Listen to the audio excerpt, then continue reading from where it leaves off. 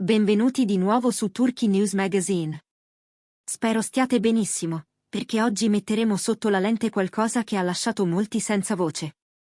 Il titolo dice già tutto: Gökberk e Cemre, faccia a faccia. Un epilogo che vi farà trattenere il fiato. E no, non è una frase fatta. Entriamo in una storia che ha alimentato discussioni infinite, supposizioni di ogni tipo e, soprattutto, sorpresa autentica. Se siete nuovi e vi piace quel tipo di contenuto che intriga e fa pensare, questo è il vostro posto. Cliccate su iscriviti e attivate la campanella per non perdervi nulla di ciò che porta Turkey News Magazine ogni settimana. Preparatevi, perché quello che sta per arrivare ha un sapore che non dimenticherete. Facciamo un passo indietro e sistemiamo lo scenario. La vicenda di Gökberk YLDRM e Cemre Arda è stata di per sé un fenomeno. Due personalità forti, due strade autonome che, per quei giochi del destino che non capisci finché non li vivi, si sono incrociate in modo che nessuno, davvero nessuno, aveva previsto. Ci sono stati incontri che sembravano scritti in una sceneggiatura, coincidenze che sembravano troppo perfette per essere soltanto casuali. Dalle prime apparizioni insieme fino ai momenti più tesi, ogni passaggio sembrava calibrato al millimetro, oppure gettato nel caos di un istante. Ed è proprio lì che nasce il fascino. Quanto era frutto di calcolo? Quanto pulsava di spontaneità? Intorno a loro è cresciuto un racconto collettivo, aspettative, illusioni, speranze, e anche una dose di diffidenza. Abbiamo assistito a sguardi e mezze frasi che ognuno ha interpretato a modo suo. L'immagine che hanno offerto al pubblico ha creato un'aspettativa precisa, e si sa, è su quel terreno che sbocciano le sorprese più grandi. La domanda centrale per chi ha seguito passo dopo passo questa parabola è sempre stata: come andrà a finire? Ci sono state tante teorie e mille ipotesi, qualcuno scommetteva sul ritorno di Fiamma, altri su una separazione totale, altri ancora su qualcosa di più enigmatico. La dinamica tra Gökberk e Cemre non è mai stata lineare, strati su strati, sfumature su sfumature, quell'ingrediente segreto che ti fa amare e mettere in discussione allo stesso tempo. E mentre guardavamo, cercavamo di decifrare i segnali, di scovare una traccia che portasse alla verità.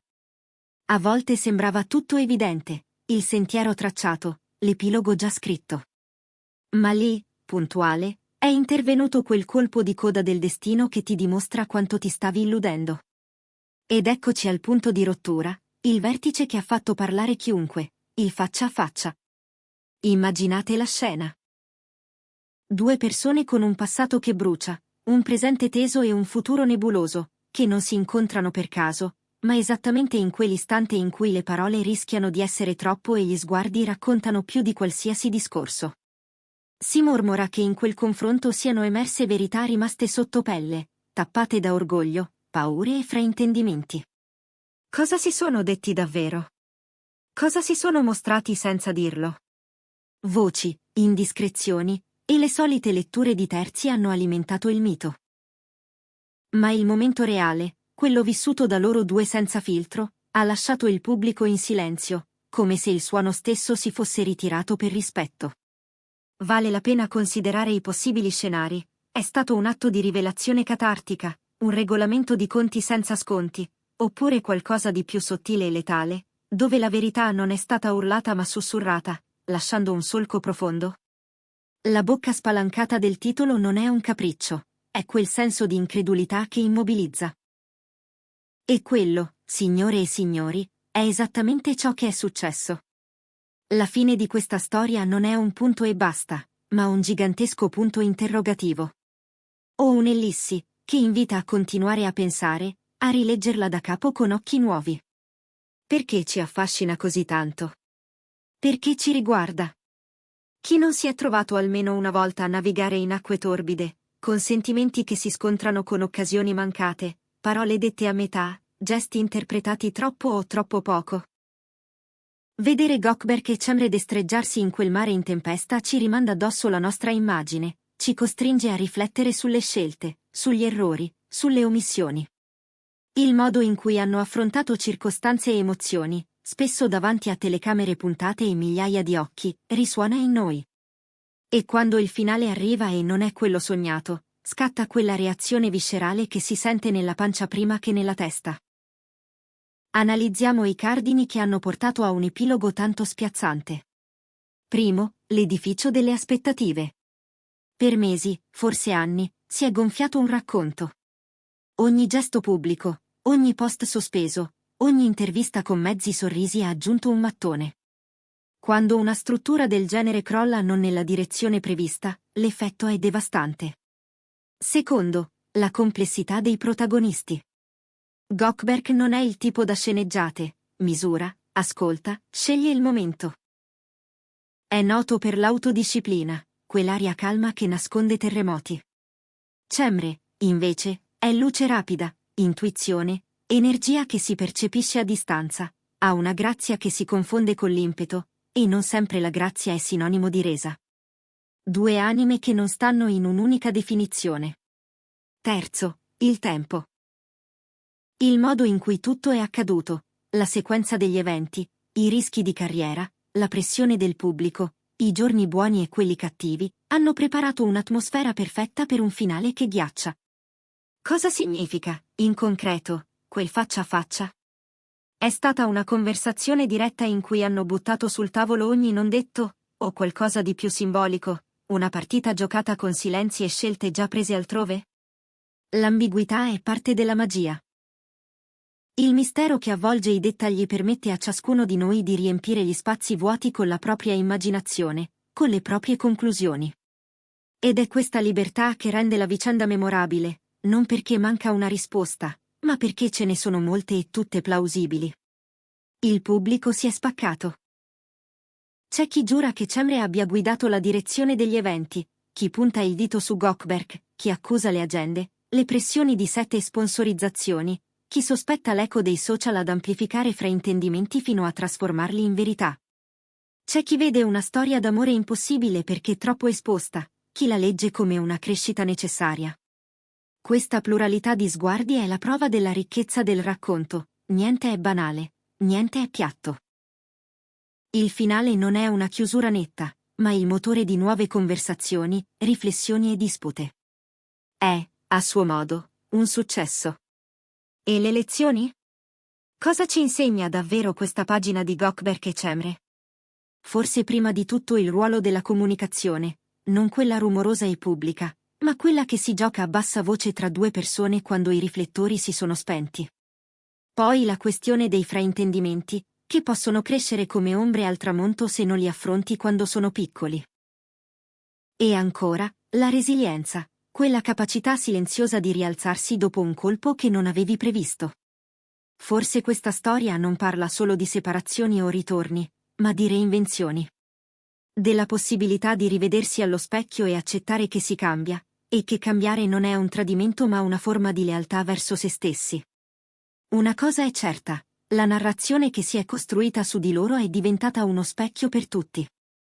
Quanti hanno rivisto il proprio volto nei silenzi di quel confronto? Quanti si sono riconosciuti in un messaggio non risposto, in un gesto frainteso, in una promessa non mantenuta perché arrivata nel momento sbagliato?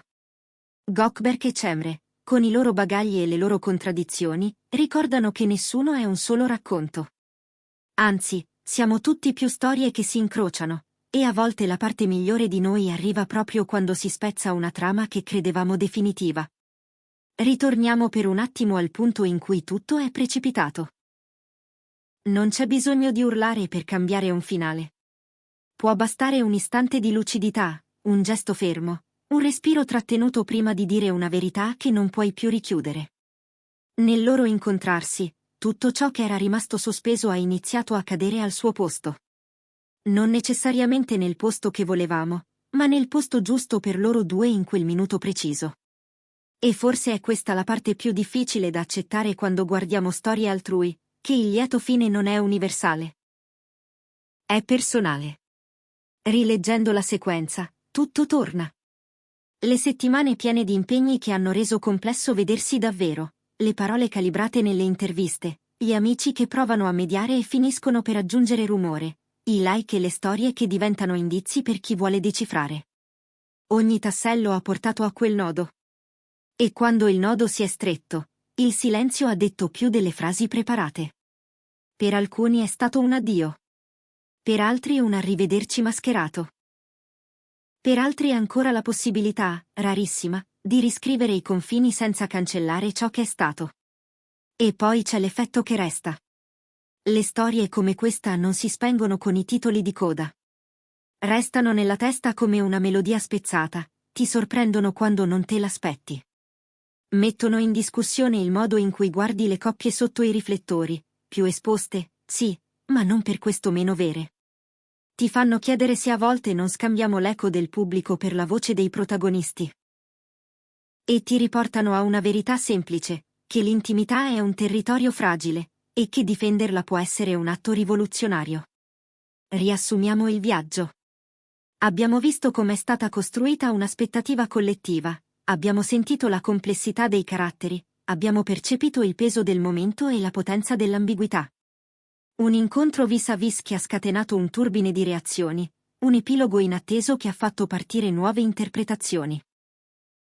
La storia di Gökberk YLDRM e Cemre Arda non è soltanto un racconto da consumare, è uno specchio che ci rimanda domande, un invito a rileggere le nostre relazioni, i nostri confini, le nostre scelte.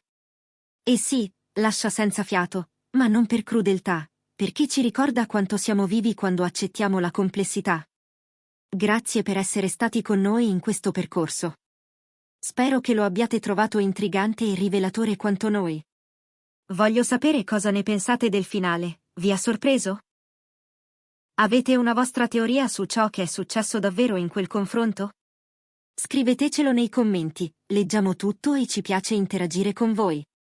E prima di salutarci, il solito promemoria, se questo video vi è piaciuto e volete continuare a godervi contenuti intensi e pieni di spunti, lasciate un like, condividetelo con chi ama queste storie e, soprattutto, iscrivetevi a Turkey News Magazine se non lo avete ancora fatto.